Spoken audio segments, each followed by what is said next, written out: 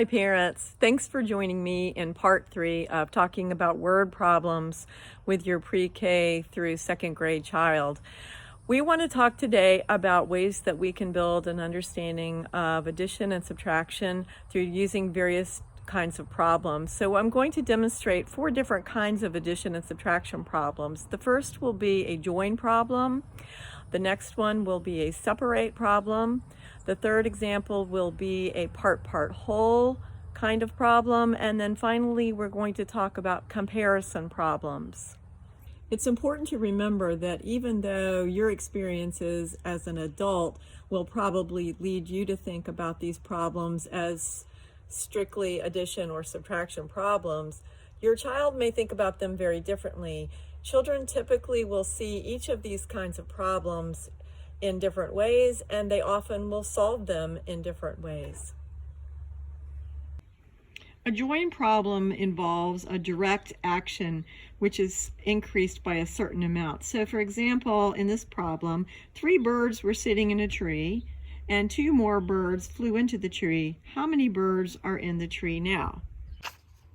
There's a starting quantity at the first part of the story, and then there's a change as another quantity is joined, and then finally the resulting quantity would be the end of the story. Using songs or books that you read together are a great way to engage kids in this kind of thinking about joining sets and finding out how many altogether. And they think of them as stories oftentimes, but it's also important to remember that children may not initially see that 2 birds joining 3 is not necessarily the same as 3 birds joining 2. We know that that's true, but they may see them as 2 different stories and 2 different quantities, and they may need to confirm that 3 and 2 does indeed equal 2 and 3. In addition, we can vary the difficulty of these kinds of problems in different ways. As we vary them, children will often think about them differently and will often solve them differently. So here's an example. A typical problem would be what we call a result unknown problem. So here's an example. Robin had 5 toy cars. Her parents gave her 2 more toy cars for her birthday. How many toy cars does she have now? So in this case, the result is unknown, or the total is unknown. That problem becomes a little more difficult when the change is unknown. So again, here's an example. Robin had 5 toy cars. Her parents gave her some more toy cars, but we don't know how many that is.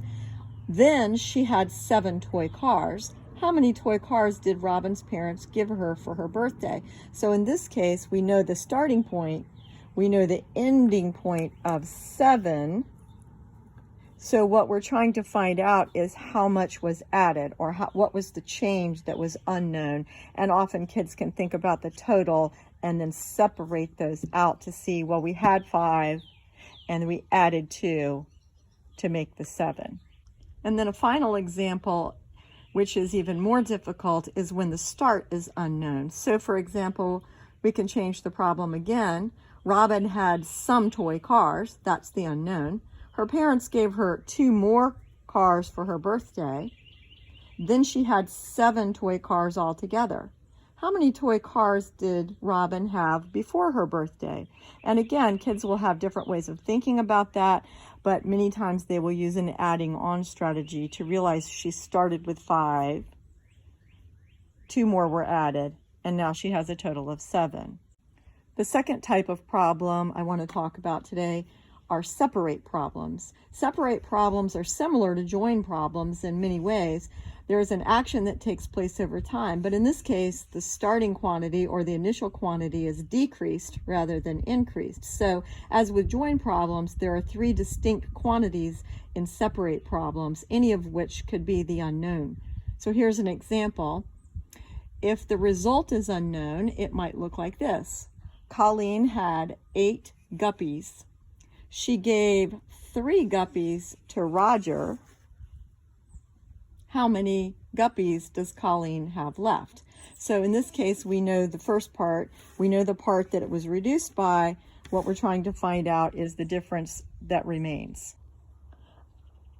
A slightly more difficult version of a separate problem where the change is unknown might sound like this.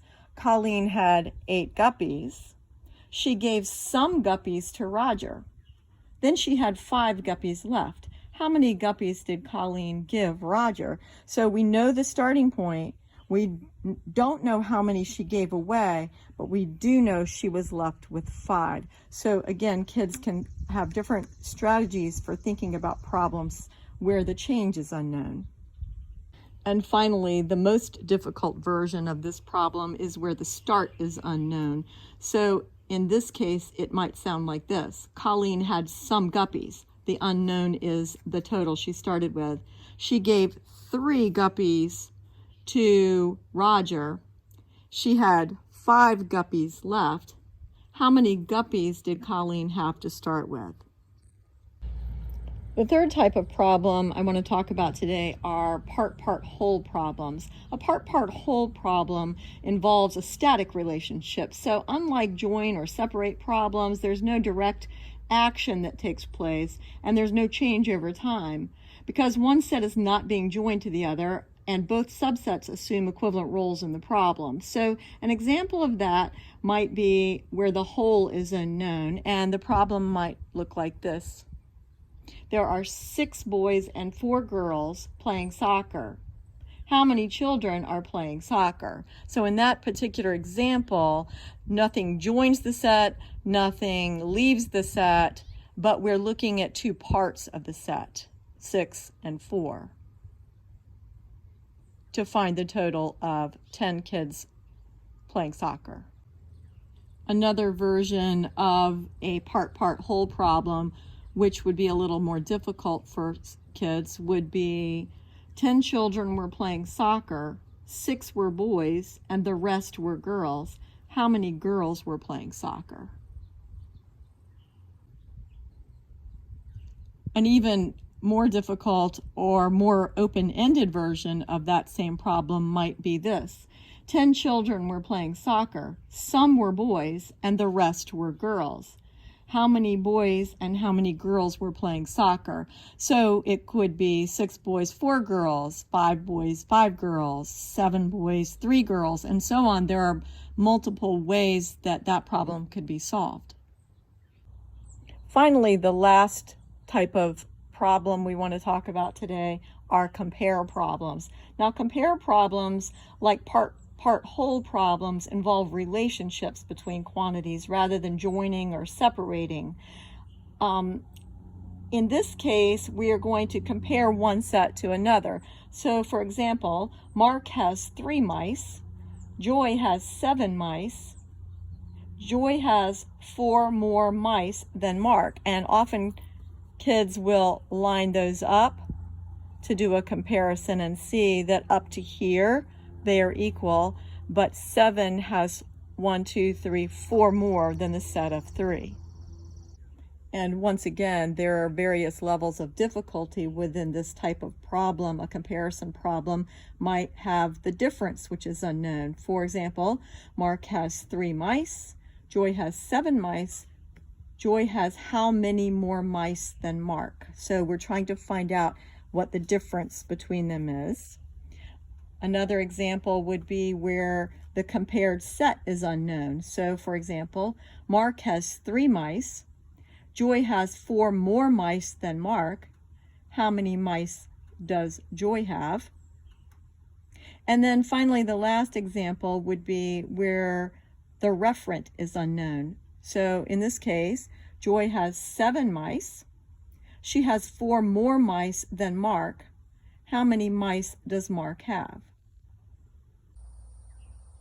So in our video today, we've talked about 4 different kinds of problems that involve addition and subtraction. We've talked about join problems, we've talked about separate problems, we've talked about part-part-whole problems, and we've talked about comparison problems.